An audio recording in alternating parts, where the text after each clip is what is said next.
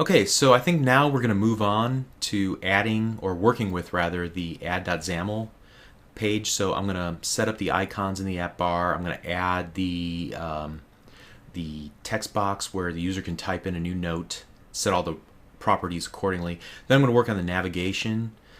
So whenever you click save or cancel on the add page, it'll go back to the main page.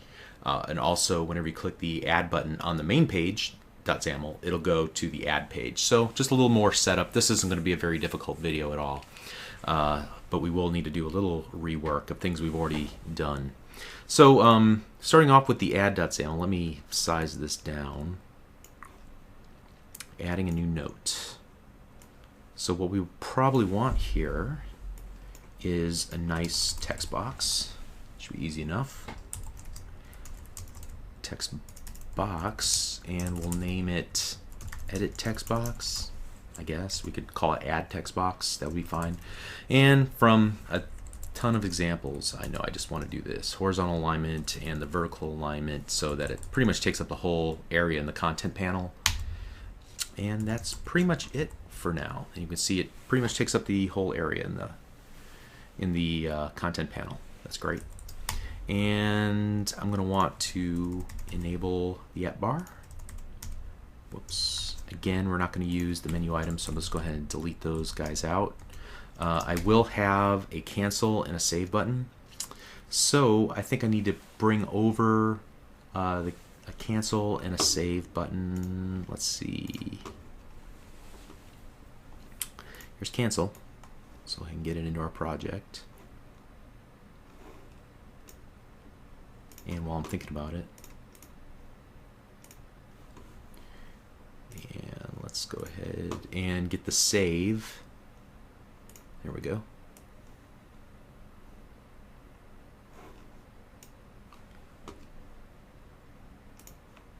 And we're going to change its build action to content as well. Awesome. And then I'm going to need to make the changes here. I think I'll have cancel before save. So app bar dot, what is it? Cancel dot rest dot png, and we'll use the text cancel. And then app bar dot save dot rest dot png, and we'll just call that save. All right, so far so good. I'm going to need some click events. I'll go ahead and create them now. Equals app bar cancel click, and then click equals app bar dot save dot click. And I'll go ahead and right click each of these and create the event handler. And I think all I really want to do here for now, in both cases, I'm going to need to, whether I hit cancel or whether I click save, after each one I'm going to want to perform the same task, which is navigating back. So when I write the same code twice, that makes me think, you know, I should probably pull it out and put it one spot so that if I have to change it, I'll have to change it in one place. And we already know that from a previous video that we need to go to the navigation service dot navigate, and so I need a new URI, and we're going to call this zap note semicolon content main page dot XAML. And then I need a new, I could do a version of this where I'm telling it URI kind dot relative. Okay. All right, doesn't like something about what I just did. Oh, I think I've got this wrong. Okay, I added an extra parenthesis at the end, but now I fixed it.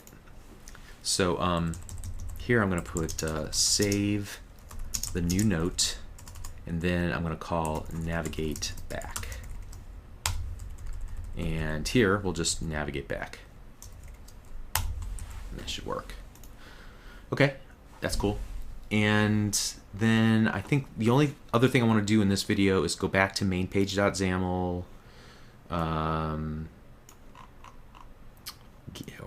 get to the add click, navigate to the event handler, and for now I'm going to just comment all this code out and actually make a note to myself of why this is even here. So I created this as an easy way to get a single file into the isolated storage for testing it. And I'll go ahead and get rid of it all for now.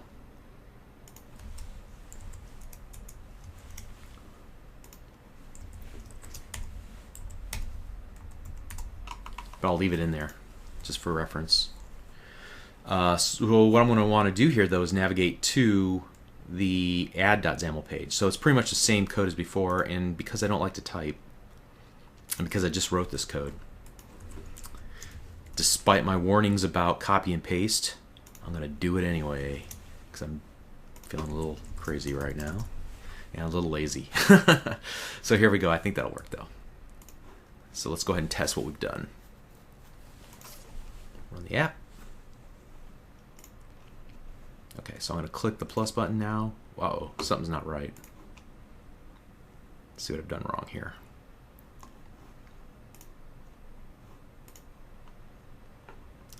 It does not like something about what I've done here. I said content. This should be, see, this is where you're going to see an example of why a copy and paste is not a good idea. Muscle memory made me write content instead of component, so I got to fix it there, and I got to fix it here. See, I knew this wasn't a good idea, but I did it anyway, and look where it got me. All right, so do what I say and not as I do. All right, let's try it again. Aha, here we go. It would be nice if we had some focus on that new note. Let's add that real quick. That'll be our last official act in this video. And the way we'll do it is getting to the phone application pages loaded event. And we'll just call edit textbox.focus. Okay, let's run it again. Click the plus button, and there we go. We got focus now. Yay. Now, if we hit save or cancel, it should get us back here, and it does. Okay, so that wraps up this video. I think in the next video, we're going to go through and call that the Terra service, that web service that'll allow us to send in the location. And quite honestly, for the most part, I'm going to copy and paste some of the code that we wrote on day 3. Or I could rewrite it, I suppose, but it's going to be mostly the same. And where we put it and how we modify this add.xaml.cs will change. Will be dramatically different from what we've done before, though. All right, so we'll see you in the next video. Thank you.